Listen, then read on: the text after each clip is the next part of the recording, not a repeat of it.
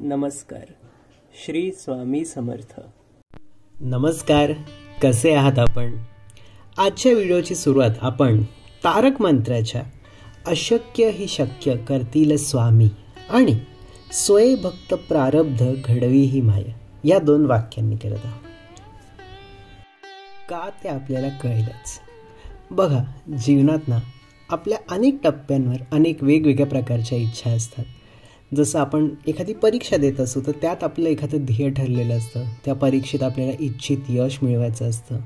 किंवा मग आपण जर नोकरी शोधत असू तर त्याबद्दल आपल्या इच्छा असतात. एखाद्या विशिष्ट ठिकाणी आपण ठरवलेलं असतं की ही पोस्ट हवी, या ठिकाणी हवी, तसं काही असतं. किंवा नोकरीसाठी सुद्धा बरेचदा परीक्षा असतात. अशा अनेक इच्छा असतात. त्यासाठी आपण प्रयत्नसुद्धा करत असतो.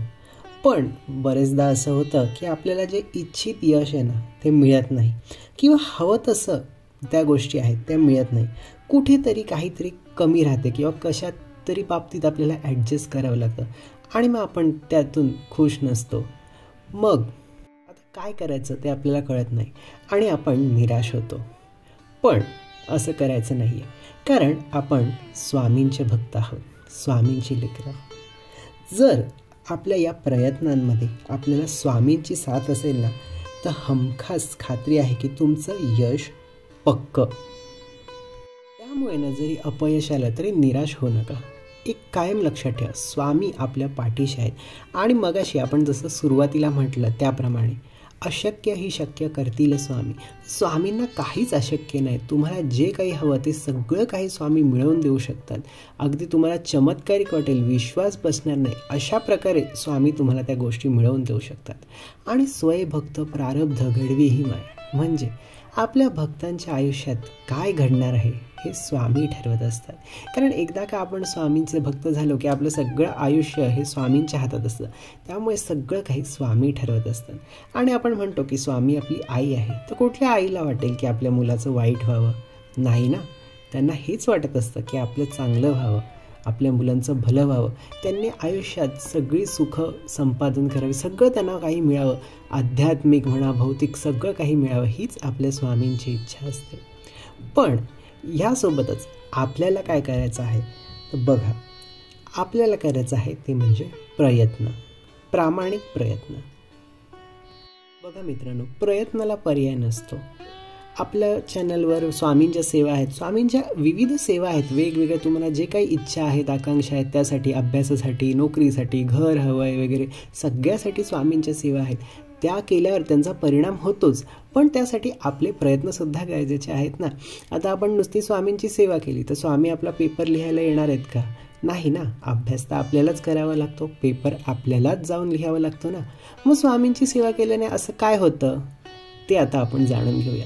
गमतीचा भाग म्हणजे बरेचदा काही वेळेला आपण स्वामींच्या सेवा वगैरे सांगतो नोकरीसाठी म्हणा, परीक्षेसाठी, तर काही लोक तिथे येऊन म्हणतात की ह्याने काही होत नाही, अभ्यास प्रयत्न आपल्याला करावेच लागतात.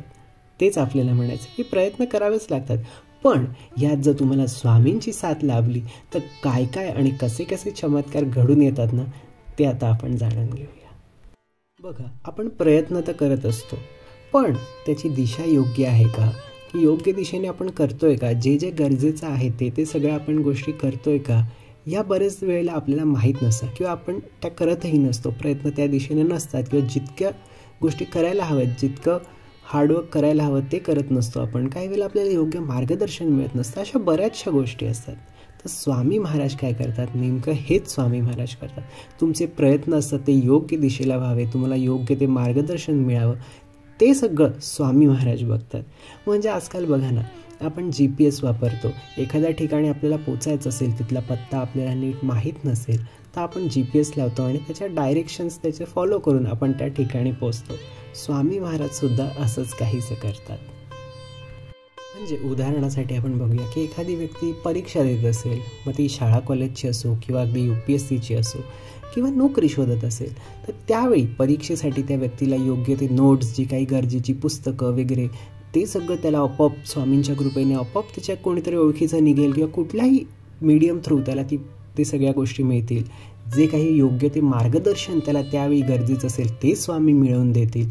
बऱ्याच लोकांना असे अनुभव आलेले आहेत की त्यांना कोणीतरी योग्य ते मार्गदर्शन केलं आणि ते फॉलो केलं, जे काही त्यांचं गोल होतं, जे काही ध्येय होतं, जे काही यश त्यांना हवं होतं ते मिळणं सोपं झालं आणि ते त्यांना मिळालेलं आहे. नोकरीच्या बाबतीत सुद्धा अनेकांचे असे अनुभव आहेत की ते नोकरी शोधत होते, प्रयत्नसुद्धा करत होते, स्वामींची सेवासुद्धा करत होते आणि स्वामींच्या कृपेने अगदी कोणाची तरी ओळख निघाली किंवा इंटरव्ह्यूबद्दल कोणीतरी खूप त्यांना छान मार्गदर्शन केलं की कशी तयारी कर, काय कर आणि त्यांना हवी ती नोकरी मिळाली. असे अनेक अनुभव आहेत. आपण ते आपल्या व्हिडिओजमध्ये अनेकदा सांगितलेले सुद्धा आहेत. इथे फार विस्तार नको म्हणून शॉर्टमध्ये सांगत आहे. बऱ्याच जणांना स्वामींचे नोकरी म्हणा कुठलंही तुमची इच्छा असेल त्या बाबतीत स्वामींचे खूप चांगले अनुभव आलेले आहेत. त्यांच्या प्रयत्नांना जे हवं ते यश स्वामींनी त्यांना मिळवून दिलेलं आहे. आणि जरी यश नाही मिळालं ना तुम्हाला पहिल्या दुसऱ्या प्रयत्नात तरी निराश होऊ नका. स्वामी ना कधी कधी परीक्षा बघतात की तुम्ही हे किती सिरियस आहात, ही गोष्ट तुम्हाला किती सिरियसली किती मनापासून हवी आहे. बरेचदा कसं असतं काही लोक सिरियस नसतात, एकदा अपयश आलं ना देतात सोडून, जाऊ दे नको दुसरं काहीतरी बघतात. तसं स्वामीसुद्धा ना कधी कधी परीक्षा बघतात. तर आपण जरी एकदा दोनदा अपयश आलं ना तरी हार मानायची नाही. पुन्हा जसा फिनिक्स पक्षी राखेतून उठतो ना तसं पुन्हा उठून प्रयत्न करायचे आहेत आणि तयारीला पुन्हा लागायचं आहे. म्हणजे बऱ्याच लोकांना पहिल्या दुसऱ्या ह्याच्यात नाही येत यश. आपण जसं म्हटलं तसं आता जसं एक माझे परिचित होते, त्यांनी एका ठिकाणी दोनदा अप्लाय केलं पण त्या ठिकाणी त्यांना नोकरी मिळाली नाही. पण मग त्यांनी गुरुचरित्र पारायण वगैरे केलं आणि तिसऱ्या वेळी बरोबर त्याच ठिकाणी त्यांना नोकरी मिळाली आणि त्यांचा पगारसुद्धा होता त्यापेक्षा भरपूर वाढला आणि आता त्यांचं सगळं खूप काही छान चालू आहे. हे अनुभव ऐकून तुम्हाला खूप छान वाटत असेल आणि मनात आशासुद्धा निर्माण झाली असेल की आपल्यालासुद्धा स्वामी आपल्याला हवं ते यश नक्की मिळवून देतील आणि देतीलच. तर घाबरताय कशाला मग?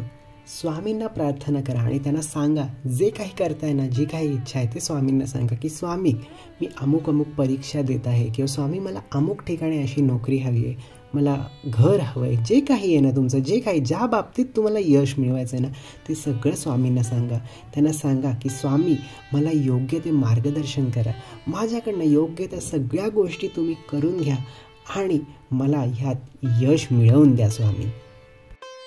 स्वामींना अशी प्रार्थना करून आपले प्रयत्न सुरू करा आणि बघा तुम्ही कल्पनासुद्धा केली नसेल अशा गोष्टी तुमच्या आयुष्यात घडून येतील आणि अशा प्रकारे स्वामी चमत्कारी गोष्टी घडून येतील, वेगवेगळे अनुभव तुम्हाला येतील आणि स्वामी तुम्हाला त्या यशाच्या शिखरावर नेऊन बसवतील.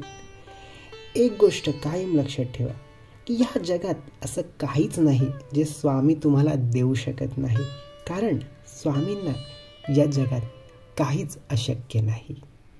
चला तर मग स्वामी तुमच्या सगळ्या चांगल्या इच्छा पूर्ण करत, तुम्हाला हव्या त्या सगळ्या गोष्टी स्वामी तुम्हाला मिळवून देवत आणि स्वामी तुम्हाला नेहमी सुखात, आनंदात आणि सुरक्षित ठेवू हीच त्यांच्या चरणी प्रार्थना.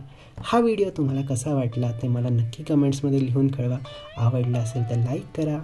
स्वामींचा महिमा या आपल्या चॅनलला सबस्क्राईब अवश्य करा. चला, धन्यवाद. श्री स्वामी समर्थ.